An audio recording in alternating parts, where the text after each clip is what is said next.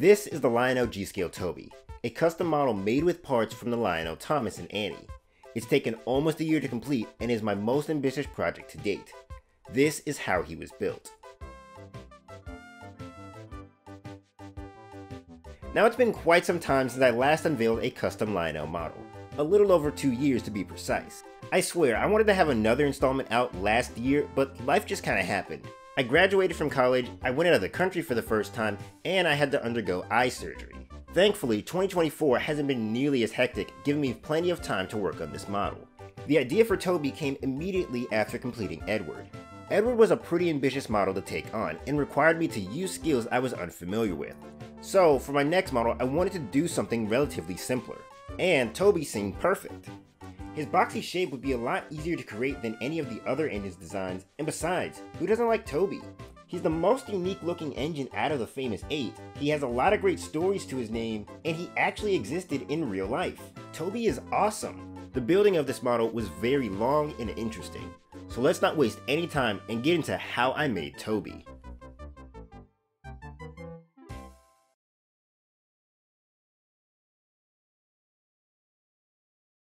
My plan for Toby was to take a Lionel chassis and fit it to one of Thomas's coaches. I then craft side plates and cow catchers as well as any other necessary accessories. In June of 2022, I bought this Lionel 060 on eBay with the intention of using its chassis for the project. The listing labeled the model as damaged, so I figured there'd be no issue salvaging it for parts. However, upon receiving the model, it turned out to be in much better condition than I thought. The model ran flawlessly and was only missing a handful of parts. I did some research and it turns out I was in possession of Lionel's Gold Rush Special locomotive, Lionel's first G-Scale model. When I realized this, I decided to forego salvaging it and instead would restore it over the next couple of months. You can watch this video to hear more about that. It wouldn't be until April of 2023 that I'd find another suitable chassis. I bought a lot of Lionel models on eBay, and a Lionel Thomas was included in it.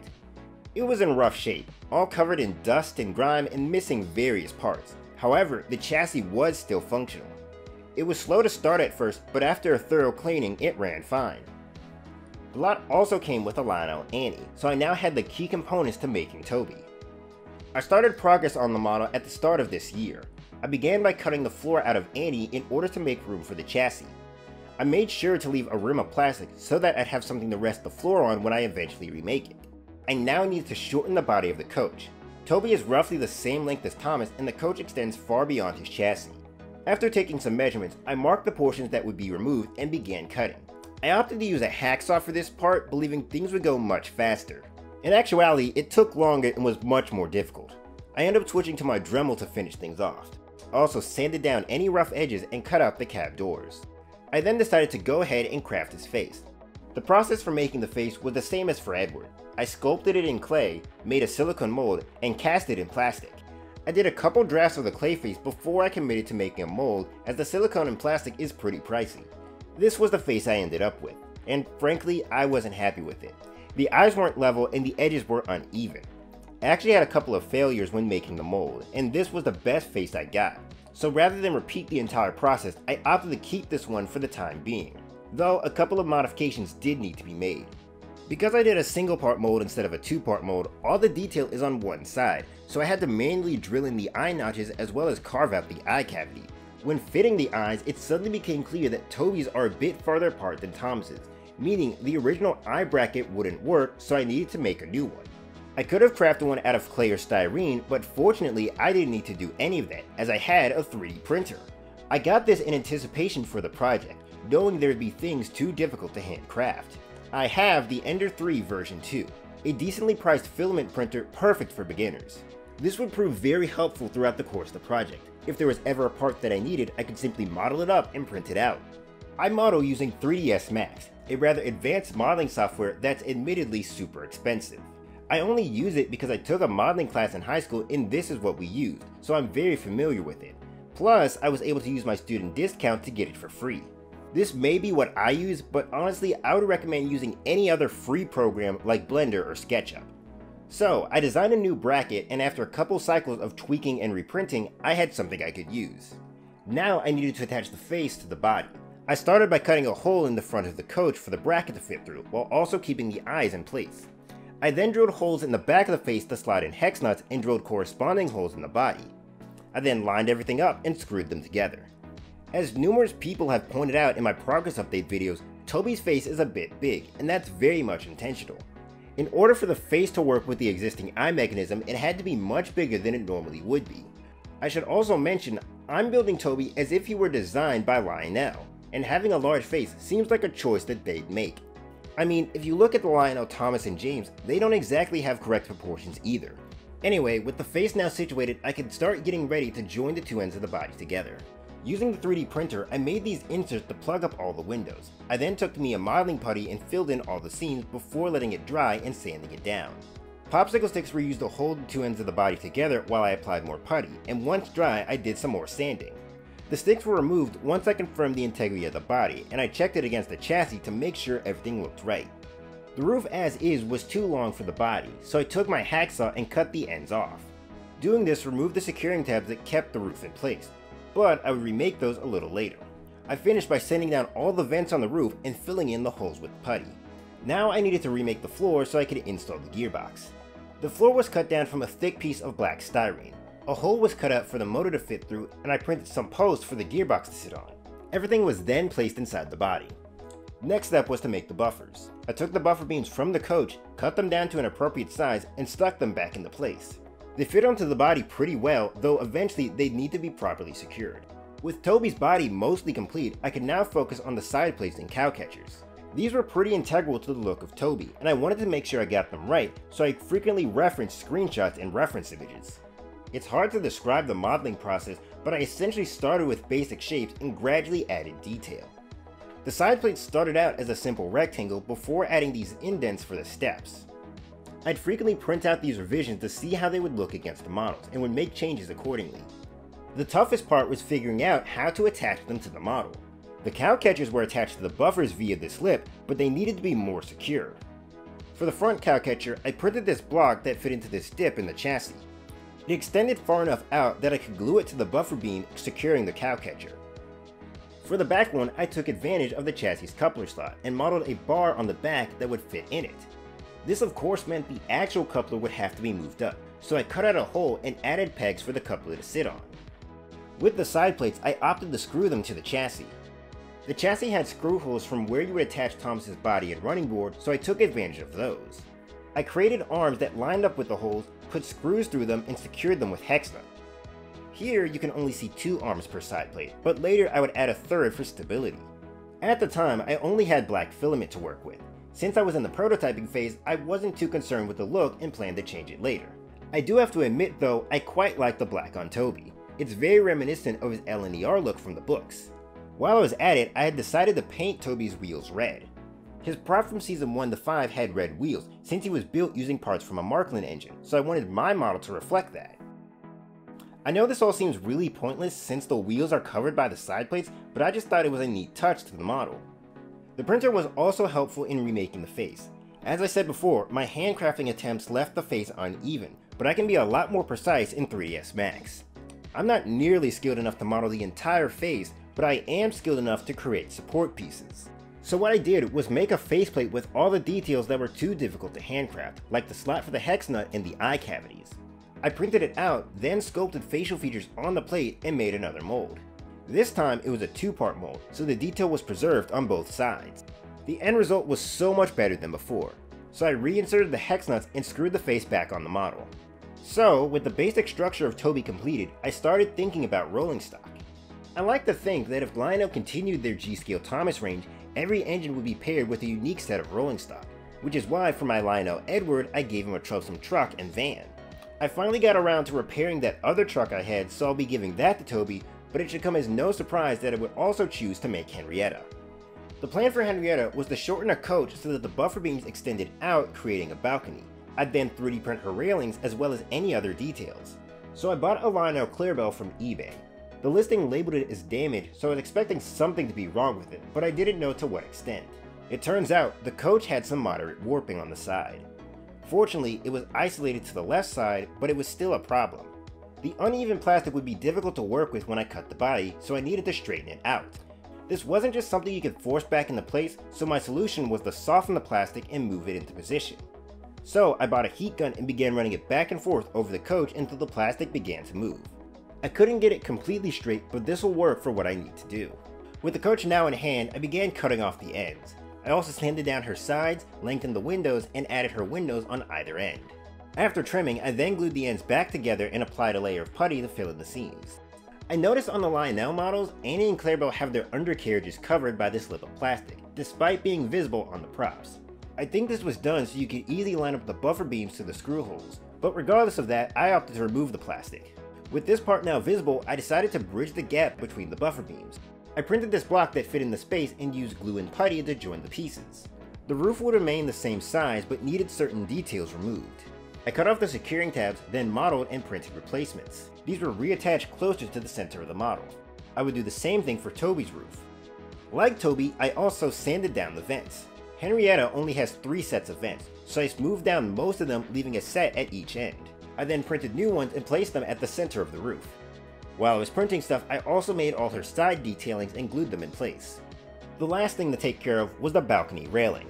Designing it wasn't too hard. I had gotten fully readjusted to the software at this point and I had plenty of reference images to work with.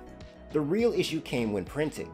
The way I designed it, the railing had several spots of overhang, which required a lot of support structures. The railing was very thin and fragile, which made removing supports difficult as I would accidentally break parts off.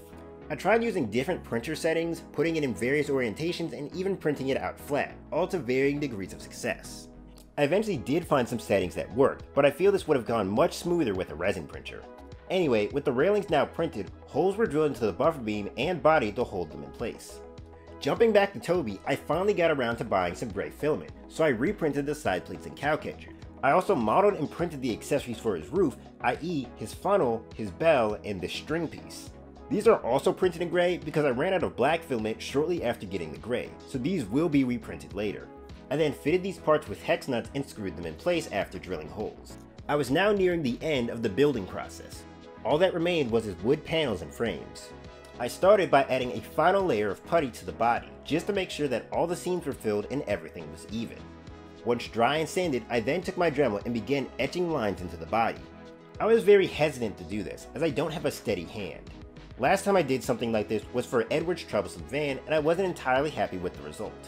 I took measurements and marked where I needed the cut beforehand, but it was still a tricky job. There's probably an easier way to do this, I just haven't found it yet. I created frames from pieces of styrene. I would measure the styrene against the body, then cut them out using an X-Acto knife. Once all the pieces were cut, I then carefully glued each piece in place, trying to keep everything aligned. I did take some liberties with Toby's front to accommodate his large face. Putty was then added to fill in gaps between the frames. And for the final touch, I printed a head and tail lamp that I added to the front and back respectively. It was now time to paint. Before anything, everything needed a coat of primer. Primer helps the paint adhere to the model and generally makes the top coat look better. Starting with Henrietta, I gave her body a coat of burnt sienna. Her undercarriage was painted a matte black, with the buffer beams being hand painted in acrylic red. I figured hand painting would be simpler than buying a can of spray paint for such a small area. This is the same red I used for Toby's wheels and buffer beams earlier. The roof was painted perfect gray, same for Toby's roof and his face. This is probably the best face color I've found. Previously having faces that were too dark and too light, this gray is a nice in-between that I think matches the TV series well. Once the face was painted, I then took my paint sharpies and drew on his eyebrows. I saved Toby's body for last since his paint job would be the most complex, requiring me to mask off certain parts. For his base color, I applied a warm caramel.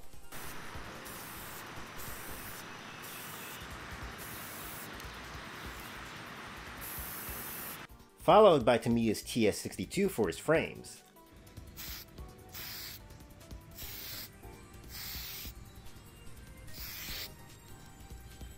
And granite gray for the top of his side plates. I then took my white Sharpie and colored in his lamps. Everything was then hit with a clear coat for added protection.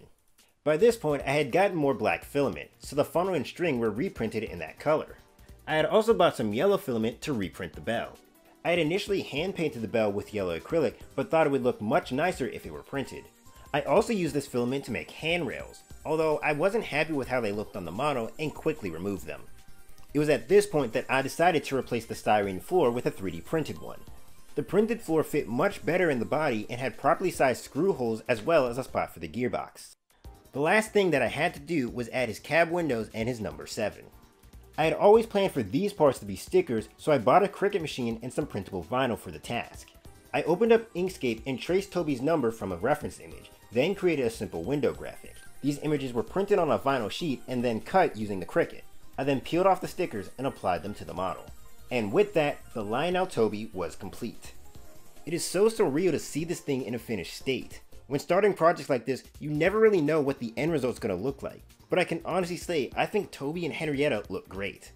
Now, it's not perfect, there's certainly things that I'd like to improve, but after almost a year of working on this, I think the model is at a good point. Well, it's now time to give Toby an official first run on the tracks.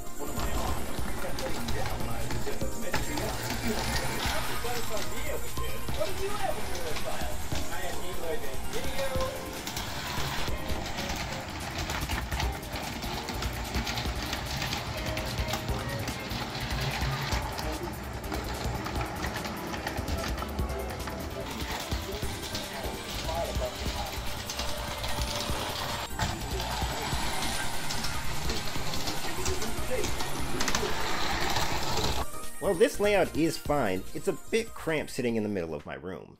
There's not much space for expansion, and that just won't do for running Toby. So, to keep with the tradition of updating my layout with each new model, I decided to move everything outside. This was the logical next step for my layout. G-Scale models are meant for the outdoors, and now I have a bit more room to work with. This was achieved by propping a 4x8 board on a couple of tray tables. Nothing was secured down, that way I could rearrange the layout as desired or take the whole thing down if necessary. I also bought some new track pieces, a full circle of curves as well as a couple of straights and switches. I opted to go with the much higher quality LGB track instead of Lionel's. I've always found Lionel's track to be finicky to work with, and it seems I'm not the only one to think so. Since I was making Lionel Thomas models, I wanted to stick with Lionel's track, but after having so many issues with it, I finally made the switch. LGB is considered one of the best G-Scale manufacturers, and I can definitely see why. Engines run well on it, it's super easy to put together and take apart, and it has so many track variations. And thankfully, I can still make use of my Lionel track, as with some modifications, it's compatible with LGB. For Toby's first run on a proper layout, I decided to recreate the loop from the Thomas playmat. I've had this mat for years, but this is the first time I've gotten to use it. And you know what? Why not? I'll spruce it up with the Wellsworth Station set. I think with the addition of this set, I now own every Lionel G Scale accessory. With the layout now set, let's watch Toby on his maiden voyage.